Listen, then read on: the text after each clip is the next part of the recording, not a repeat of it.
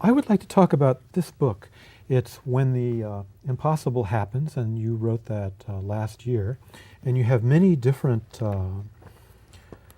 examples of non-ordinary states of consciousness in here, but one I'd like to talk about briefly is when science becomes scientism. And you had a brief encounter with Carl Sagan. Could you tell us a bit about this and just give us the essence of what that encounter was like? You were talking to him about, go ahead. Carl Sagan, of course, was a world-known, scientist, astronomer in his own field. And for some, to me, sort of incomprehensible reasons, he went on this crusade that he would sort of eliminate from the world everything that he considered irrational. Right. He didn't understand that when there was such emphasis put on rationality during the Enlightenment, I thought what was rejected was everything that's not rational. And Yes. not everything that's not rational is irrational. Right. There are things which are trans-rational. Yes. The mystical experience is trans-rational. It's not Yes. irrational. The mystics can think, perfectly well, but they also have a knowledge of some other realms that other people had not experienced. So you had an encounter with him once. And he was just, just irate when he heard about transpersonal psychology, that somebody would try to put together spirituality and science.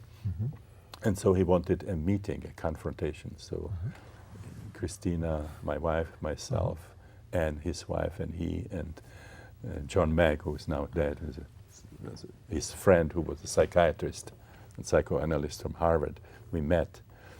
And he started telling me, you have degrees and people listen to you.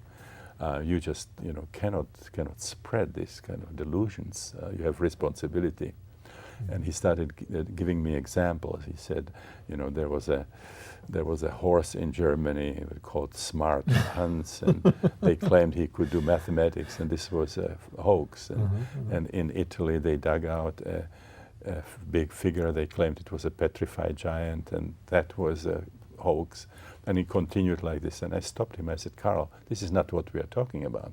He says, well, what are we talking about? I said, we are talking about the ontological status of these transpersonal experiences, mystical experiences. Can they be near-death experiences and so on? Yeah. Can they be psychedelic experiences and so on? Can they be explained as pathology of the brain, or do they reveal some really existing dimensions of reality? And he said, give me examples. And I gave him a lot of examples. People identifying with animals and getting insight into animals, knowing what it is like to be an eagle, to get the body image of the eagle, knowing and people having how you near-death fly. experiences and leaving their body. And well, this too bad. He just flatly said that did not happen.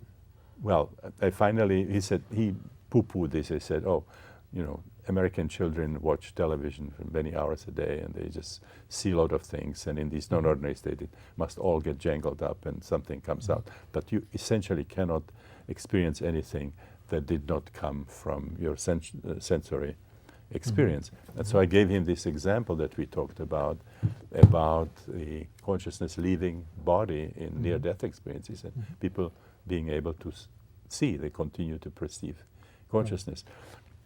I gave him specific example, Michael Sabom's book, Recollections of Death. He's a cardiosurgeon who studied his own patients who had near-death experiences.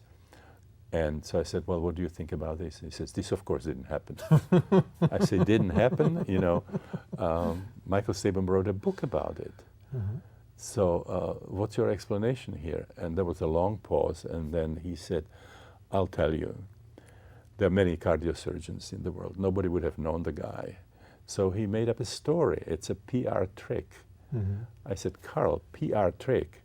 A cardiosurgeon makes up a story like this to boost his professional image? Yeah. I mean, he must have hesitated for a couple of years if he could publish that, because he knew he would become a laughingstock for people like you.